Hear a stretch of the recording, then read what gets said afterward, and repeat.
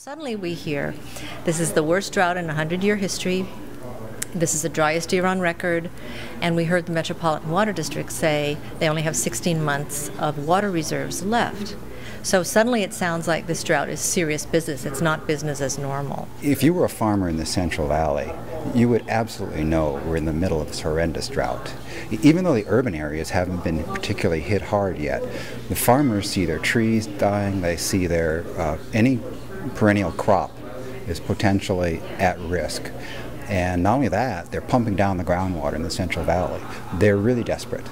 If it goes on for another 3 years, a lot of things are going to happen. A lot of things people don't think they can necessarily do. You can't build a dam quickly, you can't fill it up with water quickly, you can't build a big recycling plant quickly. What you can do, though, is you can conserve. And conservation is one of the very few things you can do almost immediately if you mobilize the population. So if we had, say, another 3 years of drought, the way what we've just been through, we're likely to see massive changes, or we all will need to make some massive changes inside and outside the home, won't we? Would you care to say that there's any 1, 2, or 3 things that we should be doing to prepare?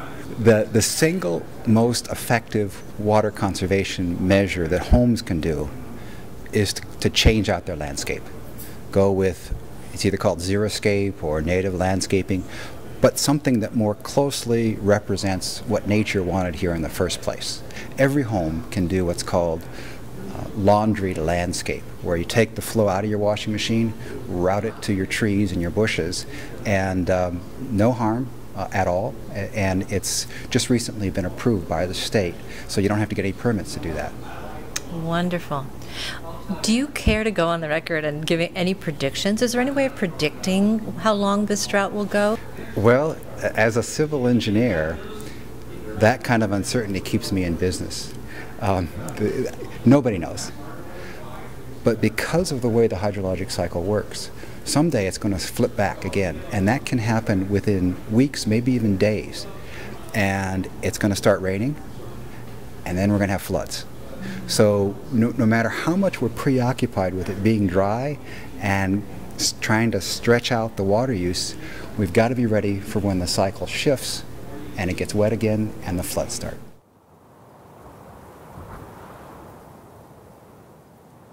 People are wondering about this drought, they're worried about the drought, and they're wondering what caused it. Is it climate change? Is it human activity? What is this drought about? Oh, that's an excellent question, Marianne, because, we live in a very dry place here in California. It is dry, and we have a long history in droughts. Actually, the history of California is written in great droughts.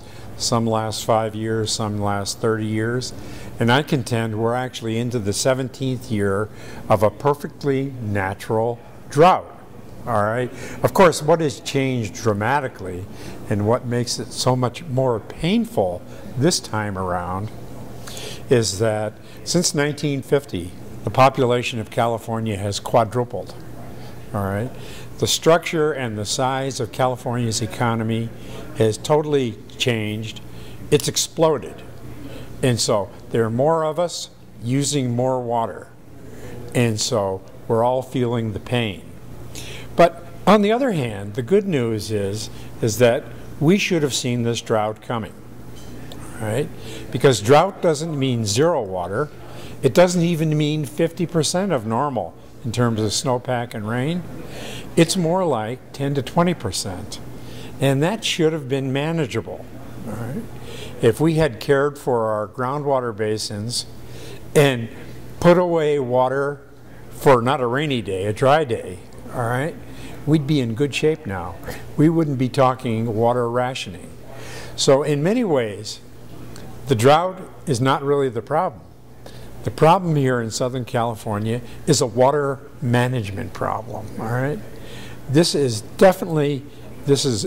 should have been able to handle this, and even if this drought lasts for another 5 years, we shouldn't be on our knees, but we will be. I know that Southern California water officials would argue that they have made massive investments in planning and in water infrastructure, like reservoirs and water storage, which is what's allowed us to get through these 3 years without feeling the pinch.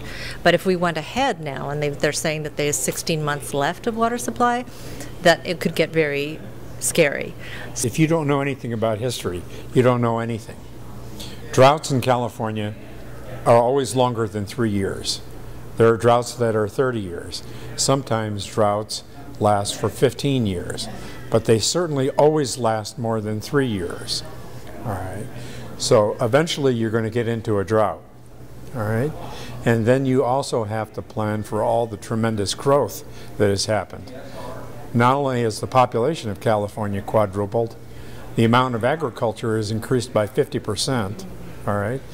And the economy in the last 50 years has grown 1,000-fold in California. So California is now the 7th largest economy in the world, all by itself. And that requires a lot of water. And so you tell me that they've made tremendous investments in water infrastructure and water storage, and I'll tell you, not enough.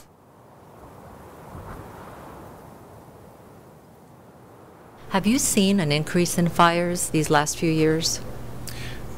Statewide, yes. Throughout the western United States, yes.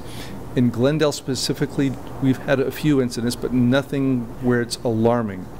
And I think it's typical of the state to have a certain number of fires, and I think we're maybe twice that at this time of year from what a normal year would be. So there are a lot more ignitions, and the fires are actually burning more intense, and they're burning more territory, more acres, and more houses, because they are so intense. So in these drought conditions, instead of having 20 feet buffer zone, should we have, or 50, should we have 100? Would that be the best recommendation for us? Well, around the home? 100 feet would be the recommendation regardless. The science that we've recently come across has indicated that anything beyond 100 feet really does not add any benefit to the protection of the home. The reason being is the radiant heat that's generated from flames or shrubs or trees or anything that's burning beyond 100 feet really doesn't influence the house itself. When you get within 100 feet, that's when you start noticing that radiant heat. The only difference and caveat that I would say is wildland fires often shed a lot of burning embers on houses. The uplifting of that convective heat from the fire will lift those embers high up into the sky and could fall down a mile ahead of the flaming front. You can't clear far enough to keep those embers from falling on your house. So what you have to do is keep your house protected, which means keeping embers from getting into pine needles on your roof, those little piles of leaves that kind of get tucked along the corner of your wood deck. You have to be vigilant about keeping these areas clear and maintained at all times. You know, whether the fire department is there inspecting or not, you need to make sure that your home is protected. So if these falling embers get in those little cracks and crevices, that they won't ignite the house from fire. One of the things that most people don't realize is, in the event of a wildfire, is once that flaming front moves through, oftentimes that's not what causes the house to be ignited. It's the embers that are left behind. And shortly after, it gets a little foothold. Could be 30 minutes or a couple hours later, finally starts generating enough heat, and then the wall or the deck or something ignites, and that's when the house burns.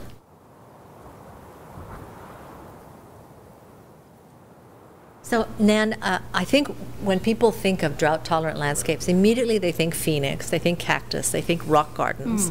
So are we talking that? Are we talking rock gardens and cactus? We could be. There are cactus and succulent gardens that make sense with certain architecture, and in certain areas of a garden, people sometimes like to blend the Mediterranean mixture and some of the more structural plants like an agave.